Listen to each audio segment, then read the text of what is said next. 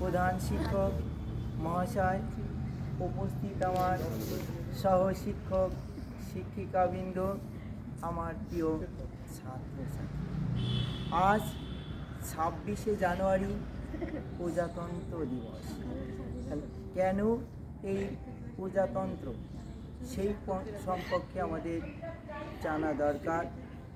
1950 খ্রিস্টাব্দের 26শে জানুয়ারি ভারতবর্ষের সংবিধান কার্যকরী হয়। অর্থাৎ সংবিধান কি? সংবিধান হচ্ছে যে বইয়ের মাধ্যমে, যে বইয়ে দেশ পরিচালনার নির্দেশাবলী লিখিত আকারে লিপিবদ্ধ থাকে, সেটাই হচ্ছে সংবিধান। এটা হচ্ছে ভারতবর্ষের সংবিধান হচ্ছে পৃথিবীর সর্ববৃহৎ সংবিধান। আর এই সংবিধান অর্থাৎ এই যে প্রজাতন্ত্র দিবস, এই প্রজাতন্ত্র দিবস পালনের কিন্তু একটা দীর্ঘ ইতিহাস আছে। কেন? অন্যান্য দিনও তো ছিল, কেন এই 26শে জানুয়ারি দিনটিকে প্রজাতন্ত্র দিবস হিসাবে বেছে নেওয়া? তার কারণ হচ্ছে 1919 খ্রিস্টাব্দে যখন মন্টেগু চেমসফোর্ড সংস্কার আইন প্রচলিত হয়, সেই সময় সেই আইনে ভারতবর্ষে একটা অর্থাৎ স্থানীয় স্বায়ত্তশাসনের দাবি তুলেছিল জাতীয় কংগ্রেস। আর স্থানীয় স্বায়ত্তশাসন দেওয়ার জন্য 1928 খ্রিস্টাব্দে সাইমন কমিশন ভারতে আসে এবং ভারতের জন্য তারা একটা সংবিধান রচনার প্রস্তাব করে। কিন্তু যে সাইমনের নেতৃত্বে যে কমিশনটি ভারতে এসেছিল, ভারতবর্ষের জন্য যে সংবিধান তৈরি করবে, সেখানে কোনো ভারতীয় প্রতিনিধি ছিল না। সেই জন্য সমগ্র ভারত উত্তাল হয়। সাইমন যেদিন ভারতে আসবে, সেই দিন গো ব্যাক স্লোগান ওঠে এবং সাইমন দেশে ফিরে যাও। লালা লাজপত রায়ের নেতৃত্বে যখন সেই সাইমন কমিশন বিরোধী আন্দোলনের নেতৃত্ব দিচ্ছিল, পুলিশের লাঠির আঘাতে লালা লাজপত রায় মারাত্মকভাবে আহত হন এবং পরবর্তীতে তিনি মারা যান সেই 1928 খ্রিস্টাব্দে। এদিকে কংগ্রেসের মধ্যে দুটি গোষ্ঠী ছিল। একটা গোষ্ঠী ছিল প্রত্যক্ষ সংগ্রামের মাধ্যমে ভারতবর্ষের স্বাধীনতা পেতে, অন্য একটা গোষ্ঠী ছিল আবেদন নিবেদনের মাধ্যমে স্বাধীনতা পেতে।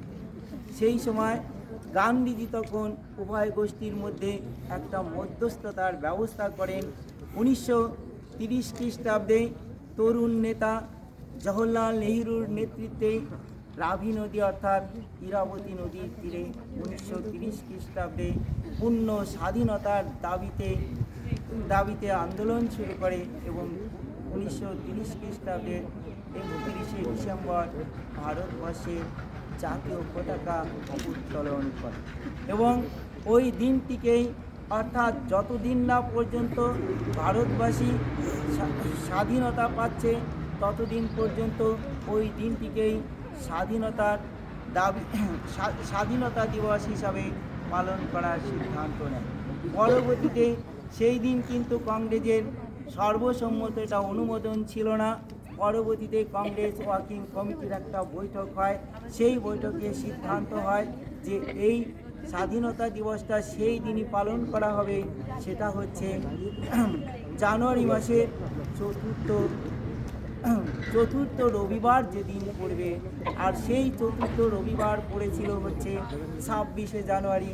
সেই দিন থেকে 1947 সালের 15ই আগস্ট ভারতবর্ষ স্বাধীন হওয়ার আগ পর্যন্ত যে স্বাধীনতা দিবস পালিত হতে থাকে, অর্থাৎ দীর্ঘ 17 বছর এই পরাধীন ভারতে স্বাধীনতার পতাকা উত্তোলন করা হয় এবং ভারতবাসী দলে দলে যোগদান করে এবং ব্রিটিশ প্রশাসককে ব্যতিব্যস্ত করে তোলে। আর 1947 সালে যখন স্বাধীনতা পেল, ভারতবাসী চাইছিল সেই 15ই আগস্টই ভারতবর্ষের স্বাধীনতার দিনটি ঘোষণা, 15ই আগস্ট না, অর্থাৎ 26শে জানুয়ারি দিনটি স্বাধীনতার স্বাধীনতা দেওয়া হোক, কিন্তু ব্রিটিশ সরকারের একটা দম্ভ কাজ করেছিল। এই 15ই আগস্ট তারিখে, অর্থাৎ 1945 সালের 15ই আগস্ট তারিখে জাপান মিত্র শক্তির কাছে আত্মসমর্পণ করে। সেই দম্ভ হিসাবে তারা ওই 15ই আগস্ট দিনটিকে স্বাধীনতা দিবস হিসাবে ঘোষণা করে। কিন্তু সেদিন তো আমরা 15ই আগস্ট স্বাধীনতা পেলাম, কিন্তু তখনও ভারতবর্ষ শাসিত হচ্ছিল, অর্থাৎ ভারতবর্ষের কোনো লিখিত সংবিধান ছিল না। তখনও ভারতবর্ষ শাসিত হচ্ছিল 1935 খ্রিস্টাব্দের যে ভারত শাসন আইন, অর্থাৎ ব্রিটিশ পার্লামেন্টে যে ভারত শাসন আইন পাস হয়েছিল, সেই আইন অনুযায়ী ভারতবর্ষ শাসিত হচ্ছিল। তারপর সিদ্ধান্ত হয় 1946 খ্রিস্টাব্দে ভারতবর্ষের সংবিধান রচনার জন্য একটা গণপরিষদ গঠন করা হয়। সেই গণপরিষদের সভাপতি অর্থাৎ খরচা কমিটির সভাপতি নির্বাচিত করা হয় হচ্ছে ডক্টর বি.আর. আম্বেদকরকে। এই বি.আর. আম্বেদকরের নেতৃত্বেই ভারতবর্ষের সংবিধান রচিত হয় এবং গণপরিষদের স্থায়ী সভাপতি হিসাবে নির্বাচিত হয়েছিলেন ডক্টর রাজেন্দ্র প্রসাদ। দীর্ঘ 2 বছর 11 মাসের প্রচেষ্টার পরে ভারতবর্ষের সংবিধান রচিত হয়।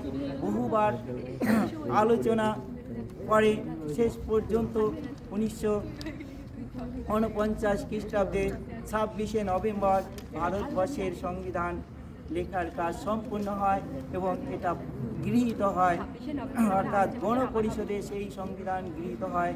কিন্তু সেই দিনই কেন ভারতবর্ষের সংবিধান ডিক্লেয়ার করা হলো না? তার কারণ এই যে 26শে জানুয়ারি দিনটা যে স্বাধীনতা দিবস হিসাবে পালন করা হতো, সেই দিনটিকে স্মরণীয় করে রাখার জন্যই অপেক্ষা করা হলো সেই 26শে জানুয়ারি পর্যন্ত। 24শে জানুয়ারি ভারতবর্ষের সংবিধানের অনুমোদন হলো এবং 26শে জানুয়ারি থেকে ভারতবর্ষের সংবিধান কার্যকরী হলো। সেই দিন থেকে ভারতবর্ষ আর ব্রিটিশ শাসনের অধীনে থাকলো না, ভারতবর্ষ তার নিজস্ব সংবিধান দ্বারা পরিচালিত হতে শুরু। আর সেই ভারতবর্ষের সংবিধানে যে ডেমোক্রেসি এবং রিপাবলিক কথাটি আছে, ডেমোক্রেসি অর্থাৎ গণতন্ত্র, এই গণতন্ত্র কথাটির অর্থ কি? ভারতবর্ষের জনগণ তাদের নিজেদের প্রতিনিধি তারা নিজেরাই নির্বাচিত করবেন প্রত্যক্ষ ভোটের মাধ্যমে।